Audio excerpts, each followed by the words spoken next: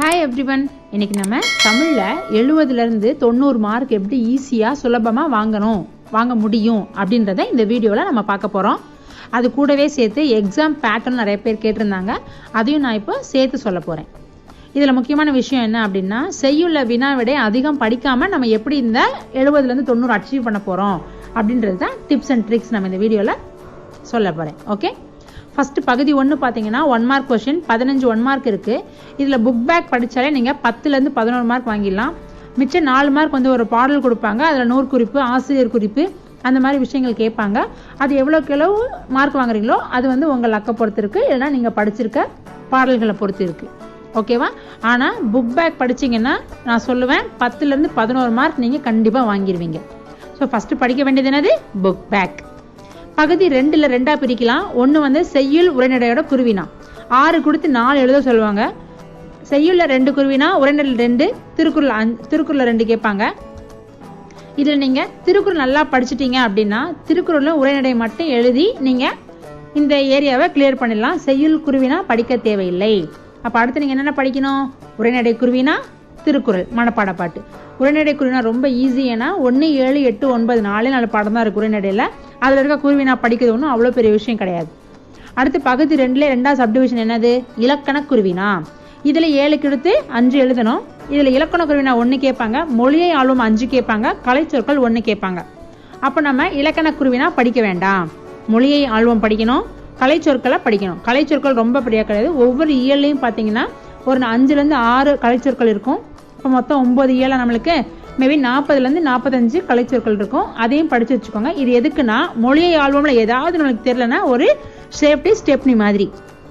அப்போ என்னென்ன படிக்க வேணாம்? இதில் செய்யுள் குருவினா இலக்கண குருவினாலாம் படிக்க வேண்டாம். ஓகே, பகுதி 3. பகுதி 3ல் பார்த்தீங்கன்னா உரைநடை சிறுவினா 3 கொடுத்து 2 எழுதணும், 3 மார்க் கொஸ்டின். இதில் பார்த்தீங்கன்னா நம்ம கண்டிப்பாக படிச்சு தான் ஆகணும். எல்லா சிறுவினாவும் கரெக்டாக படிச்சிருங்க. ஏன் அப்படின்னா 4 பாடம் தான், ஈஸியாக படிச்சிருங்க. அடுத்து செய்யுள் சிறுவினா மனப்பாட பாட்டு. இதே நம்மளுக்கு 3 கொடுத்து 2 எழுதணும். இதில் மனப்பாட பாட்டு பண்ணிட்டீங்க அப்படின்னா ஒரு 3 மார்க் எழுதிடலாம். இன்னொன்று செய்யுள் சிறுவினா படிக்கலன்னா நம்மளால எழுத முடியாது. இட்ஸ் ஓகே, ஒரு 3 மார்க் நீங்கள் மனப்பாட பாட்டு எழுதிடலாம். ஆனால் நான் மனப்பாட பாட்டெலாம் எழுத மாட்டேன், என்னால் மனப்பாட பாட்டெலாம் 4 வரி பாட்டெலாம் மனப்பாடம் பண்ண முடியாது அப்படின்னு நினைக்கிறவங்க செய்யுள் சிறுவினா படிங்க. அப்போ உங்களுக்கு என்னன்னா 2 கொஸ்டின் நீங்கள் அட்டென்ட் பண்ணிடலாம். ஸோ ஒன்று மனப்பாட பாட்டு படிங்க, இல்லைன்னா செய்யுள் சிறுவினா படிங்க, ஏதாவது ஒன்று படிங்க போதும். அடுத்து இலக்கண சிறுவினா அணி அலகிடுதல் வேணும். நம்ம இலக்கண சிறுவினா படிக்க வேண்டாம். அதுக்கு பதில் என்ன படிக்கணும்? அணியும் அலகிடுதலும் படிங்க. படித்தா நீங்கள் என்ன பண்ணலாம்? 3ல் 2 அட்டென்ட் பண்ணிடலாம், 6 மார்க் வாங்கிடலாம். புரியுதா?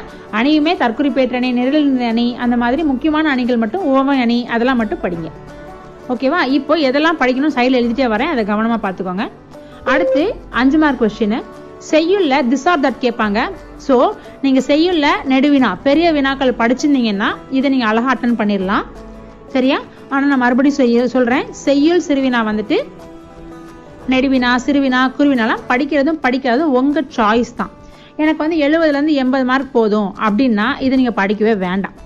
சரியா? 90க்கு மேலே வேணும் அப்படின்னா நீங்கள் என்ன பண்ணணும்? செய்யுள் நெடுவினா படிச்சுக்கோங்க. மற்றபடி எது கண்டிப்பாக படிக்கணும்? கடிதம் கண்டிப்பாக படிக்கணும். படம் பார்த்து உங்களுக்கு அதில் என்ன தோணுதுன்னு எழுதணும் இல்லையா, அது நீங்கள் கண்டிப்பாக படிக்கணும். ஒரு 5லேருந்து 6 படமாவது ப்ராக்டிஸ் பண்ணிக்கணும். சரியா? 5லேருந்து 6ஆவது ப்ராக்டிஸ் பண்ணியிருக்கணும். சரியா? அடுத்து படிவம் என்னது? ஃபார்ம் ஃபில்அப் பண்ணுறது. நம்மளுக்கு வந்து முக்கியமாக 2 ஃபார்ம் இருக்குது. என்னென்னது?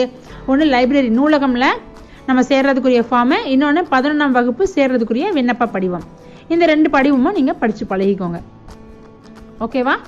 தமிழை பொறுத்தளவுக்கு நீங்கள் எழுதி பாருங்க அப்படின்னு நான் சொல்ல மாட்டேன். நான் என்ன சொல்வேன்னா, அதிகமாக கண்ணை திறந்து வச்சு நல்லா பார்த்து படிங்க, எழுத்து பிள்ளை குறைஞ்சிரும். அடுத்து நிற்க அதற்கு தக்க மொழிபெயர்ப்பும் நீங்கள் ஃபுல்லாக படிச்சுக்கோங்க.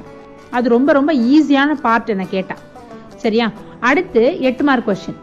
உரைநடையில் ஒரு 8 மார்க் இருக்குது. உரைநடையில் நீங்கள் கண்டிப்பாக படித்து தான் ஆகணும். ஏன்னா நம்ம செய்யுளை ஃபுல்லாக அவாய்ட் பண்ணுறோம். ஸோ உரைநடை நெடுவினா படிக்கணும். 4 லெசனு மிஞ்சி போனால் 3லேருந்து 4 நெடுவினா இருக்கும், அதை படிக்க முடியாதா? அழகாக படிங்க. 8 மார்க் கொஸ்டின் படித்து தான் ஆகணும். அடுத்து துணைப்பாடம்ல நம்மளுக்கு 2 முக்கியமானது இருக்குது. என்னன்னு பார்த்தீங்கன்னா வந்து கோபலபுரத்து மக்கள், அது ஒன்று முக்கியம். 2வது என்னன்னா நம்மளுக்கு ராமானுஜர். இந்த 2 துணைப்பாடமும் ரொம்ப ரொம்ப முக்கியம். இதை நீங்கள் கண்டிப்பாக படிச்சுக்கோங்க. ஒரு 8 மார்க் அதுலேருந்து வரும். ஆனால் மொத்தம் 4 துணைப்பாடம் இருக்குது. இதை வந்து உங்களுக்கு வருமா வராதான் டவுட் இருந்தால் இன்னொன்று எக்ஸ்ட்ரா படிச்சுக்கோங்க. 3 படிச்சுட்டா கண்டிப்பாக ஒன்று வந்து தான் ஆகணும். அடுத்து கட்டுரை.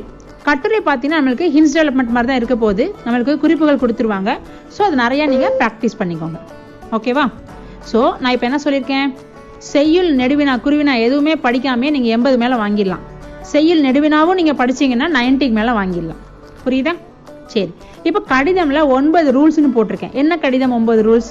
தலைப்பு எழுதணும், அனுப்புனர் பெறுநர் அது எழுதணும், அடுத்து என்ன எழுதணும், பொருள் எழுதணும், மதிப்பிற்குரிய ஐயா எழுதணும்.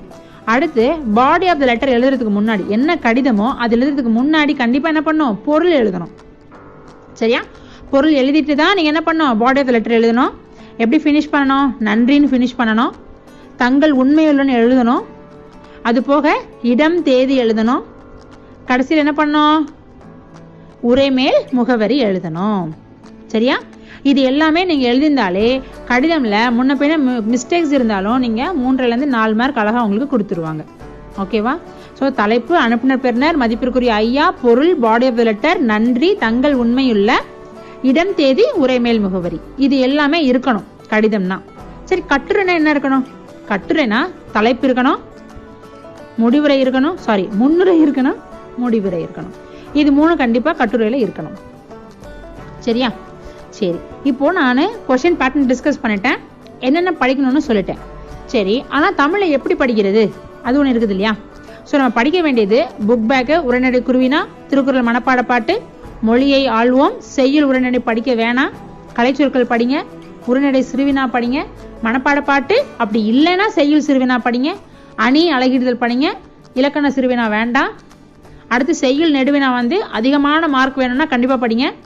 கடிதம், படம், படிவம் எல்லாமே என்ன பண்ணிருக்கு அதற்கு அதெல்லாம் என்ன பண்ணுங்க, நிறைய ப்ராக்டிஸ் பண்ணுங்க. துணைப்பாடம் கண்டிப்பாக படிங்க, உரைநடை நெடுவினா படிங்க, கட்டுரை ப்ராக்டிஸ் பண்ணுங்க. சரி, இப்போ 14 டாபிக் உங்கள்கிட்ட கொடுத்துட்டேன், படிச்சுக்கோங்கப்பா, தமிழில் வாங்கிக்கோங்கப்பா மார்க்குன்னு. எப்படி படிக்கிறது? ஒவ்வொரு டாப்பிக்கும் ஒவ்வொரு நாள் எடுத்துக்கோங்க. ஒரு நாள் என்ன பண்ணுங்க, புக் பேக் எல்லாம் கவர் பண்ணுங்க, 2 மணி நேரம் ஸ்பெண்ட் பண்ணுங்க, ஃபுல்லாக கவர் பண்ணுங்க. அடுத்து இப்படியே பண்ண 2வது நாள் என்ன பண்ணுங்க, உரைநடை குருவினா எல்லாம் படிங்க, அடுத்து மொழியை ஆழ்வம் படிங்க, அடுத்து திருக்குறள் மனப்பாட பாட்டு படிங்க. இப்படி ஒவ்வொன்றா படிச்சுட்டே வந்தீங்கன்னா 14 டாபிக் இருக்கு. 14 டாபிக் வந்து 14 நாளில் முடிஞ்சு போயிடும் தமிழ். கரெக்டா? ஓகே. அடுத்து இன்னொன்று சொல்றேன், டெய்லி வந்து திருக்குறள் மறந்துடாதீங்க. டெய்லி வந்து திருக்குறள் மனப்பாட பாட்டு டெய்லி 15 நிமிஷம் ஸ்பெண்ட் பண்ணி கண்டிப்பாக படிங்க. ஓகே. அப்போ 14 நாளில் நீங்கள் என்ன பண்ணுவீங்க, 90 மார்க்குக்கு மேலே எடுக்கிறதுக்கு ரெடி ஆயிடுவீங்க. ஓகேவா? நான் மறுபடியும் சொல்கிறேன், நீங்கள் வந்துட்டு ஒவ்வொரு டாப்பிக்கையும் ஒவ்வொரு நாள் கண்டிப்பாக படித்து முடிச்சிட்டிங்கன்னா இந்த டார்கெட் வந்து பெரிய ஈஸியாக கஷ்டமாக கிடையாது, ரொம்ப ஈஸி தான். சரியா? சரி, அடுத்த வீடியோவில் உங்களை மீட் பண்ணுறேன். Signing off, Parveena Ramesh. பாய்.